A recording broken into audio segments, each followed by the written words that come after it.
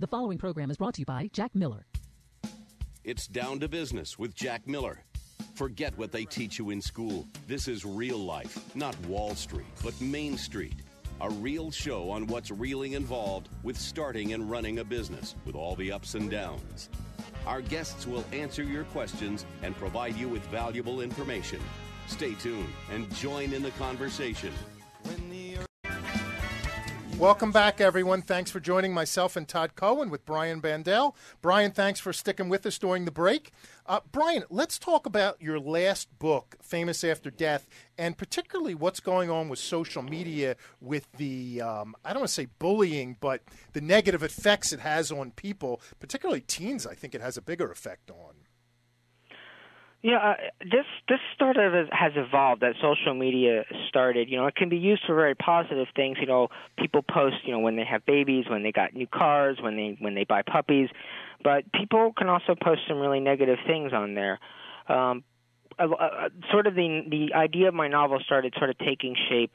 A number of years ago, a student at Rutgers University jumped to his death after his roommate posted a film of him making out with a man online, and he put it on there, and he bullied him. I remember that story. That was tragic. And we see a lot of that kind of starting, in grade school from people filming fights, making fun of people on video and then posting it. And then it started to take an even more extreme effect. You might remember a couple of years ago in Miami, Derek Medina killed his wife, and he posted her corpse on Facebook, and basically almost admitting to his crime, although he's pleaded not guilty. And that was one of the first examples of, kind of shaming the victim online. And then just, last month we saw the terrible, example of what happened in Virginia with, a TV journalist and a cameraman, murdered live on TV with the killer filming it on his phone, putting it on his Twitter, putting it on his Facebook stream. I mean, and, it gave me chills when I saw that because, in my novel, that it's about teenagers in Miami that are playing pranks, trying to embarrass people, and people get killed, and they post it online, and the police trying to catch them. And, I mean, in my novel, the teens are kind of devious and smart, and they're able to do it anonymously. In real life, people are caught immediately. But to me, I kind of, as I was writing this novel, it was kind of strange to see having this idea in my head, knowing it was happening, and then seeing it happen over and over in real life. I guess, can we separate, and this is a question for the both of you, can we separate it to like the guy in Virginia who was, in my mind, I'll call him just deranged or nut or needs mental health that the system isn't providing, and then just teens and people who are bullies. And by the way, they don't have to be teens, because among my social network, I see with politics, people feel that they can say things online that they would ordinarily never say to people. So it seems it's like the people who are just venting and then the people who are just deranged. I don't know. I mean, teens and kids have always been very mean to one another, forever. And back in the day before social media, there was still permanence, and the permanence was the tarnishing of someone's reputation that kids could do, even if it was a lie. People are talking about a slutty girl or a guy that might be homosexual or this or that. And, that stayed with people forever. And, that reputation, or at least certainly through school, and could damage their psyche permanently. But I don't think kids today understand the permanency, the absolute permanency of the internet. And I think that's the key word, permanency, because they don't understand. Before, when we would get a fight at school, someone would get in a fight, someone would get punched, someone would get a bloody lip, and that's the end. Now the whole world can see what happened to you, and then 5 years later, they can see what happened to you. They could see you got hit, or they could see you were a bully and you hit someone. That's right. So it has ramifications for you. And the same thing with people who are committing crimes like this. If they have that kind of hate and an attitude towards the victim, they want to shame that person forever online, and that's I think that's what we're beginning to see with some of these killers, that they find a way to get not notoriety for their act in the ultimate embarrassment for the person who suffered from it. That's right. And I don't think it's not just kids and stuff that do this. I mean, we see it all the time with celebrities and athletes who tweet stupid stuff or who say stupid stuff and it gets posted. Look at Donald Sterling, for instance. In a world where privacy has basically gone away, he had a private moment conversation with his live-in mistress, put out there for the whole world to see his racism. And then, you have stuff like that happening every day. You have, there's so many examples of this that it's mind-boggling. Even the Hillary Clinton email scandal, where private becomes public and you could see it forever and everyone could see it. And then there's the Ashley Madison hacking that just happened, where everyone who even registered for this site is now outed. And so it's not just kids, and it's incredible that people can be so foolish and stupid in a world where the internet really can expose everything permanently. To me, what's amazing is that we're sharing it. To me, that's the problem. Is when you see something that's disgusting, when we see the murder videos and everything, too often they're shared, too often they're retweeted. That kind of negativity, the people who are being trolls.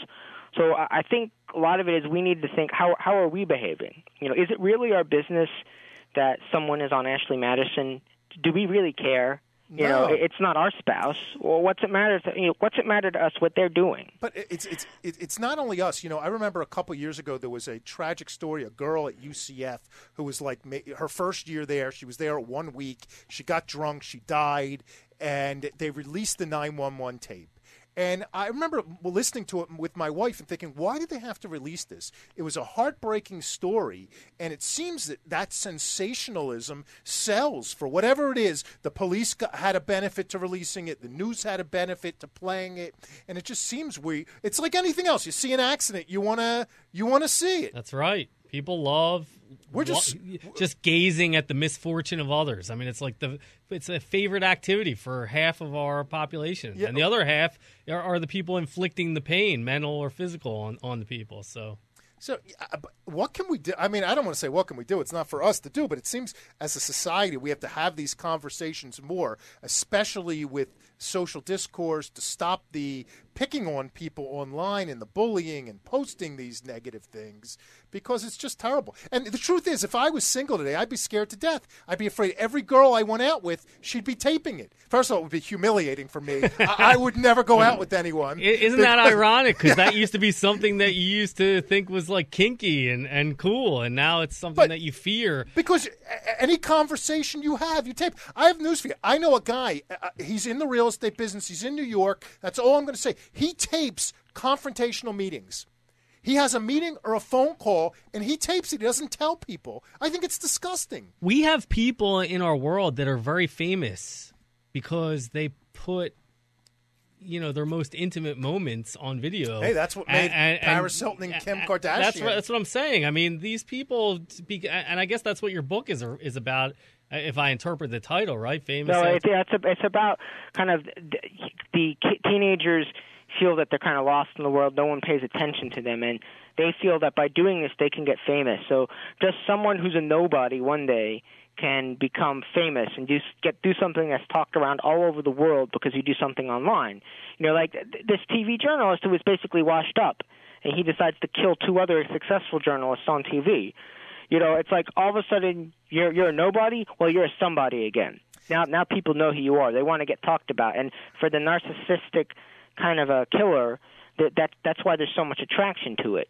Most of these killers want to be known. They want their identity to be known. In my book, it's different because they want to be anonymous, but they kind of struggle with they want to not get caught, but at the same time they want to use it to lash out at people they don't like and to use that power to help them, to further their lives and to attack the people who are bothering them.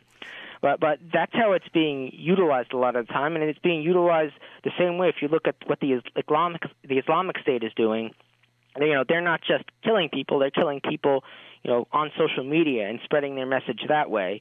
And so that's the way it's being used. And so we as consumers of social media have to decide, what do we watch and what do we shun? What videos should we share, and what videos should we, close when we see them? Do you think we as a society, through improving our healthcare system and specifically our mental health care system, we can stop? I don't know, you can't stop it, but should we be doing more to help prevent it or help deranged people deal with it? Or is it just something that we said we just can't deal with? There's always going to be a nutbag out there who does terrible things. Well, there definitely needs to be a stronger mental health system for people who are identified that they have problems. But at the same time, I think when people see this kind of behavior accepted on social media and shared and glorified, I think that can sometimes encourage them. So I think we definitely should try not to encourage that kind of violence on social media. But, at the same time, it's tough because, bullying people gets talked. I mean, it's amazing that we have all these issues in this country, and yet I turn on, CNN last night to look what's going on in the presidential campaign, and the biggest story is Donald Trump, talked to, called Carly Fiona and said, look at that face. Yeah, that's what we're talking about here. But that's what sells. And I must confess, I'm guilty of it. I go to bed every night, and when I get in bed, I go to TMZ on my iPhone and look at the stupid stories.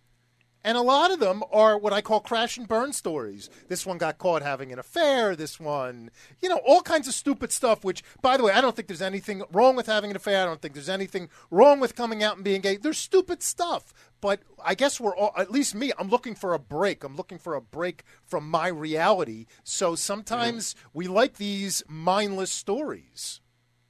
What's that saying? Nobody's ever gone broke overestimating the stupidity of the masses. I thought you were going to say Is me. that... No, I mean, we are all sheep in our own way, and we feed into this, just making celebrities of people like Kim Kardashian, rubbernecking on the highway, creating traffic jams, doing all that stuff. I mean, we're horrible. I know.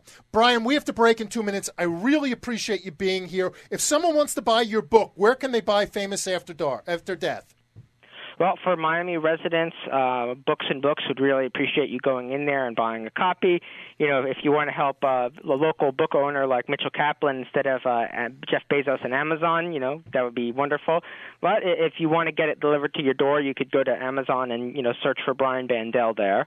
And remember, I'll be at Delray Beach, Murder on the Beach, October 7th, and the Miami Book Fair on the Sunday, November 22nd.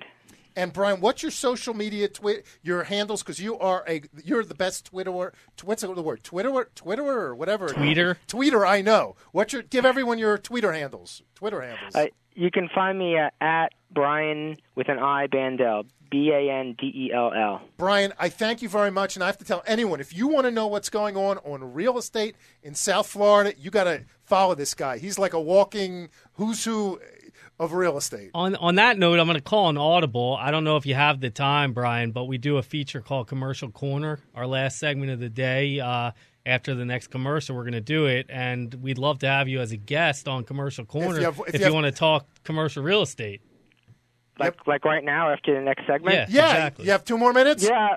I don't know where to go. I'll stay around. No problem. Okay, right. we're going to take a break. We'll be back in 2-3 minutes. Thanks.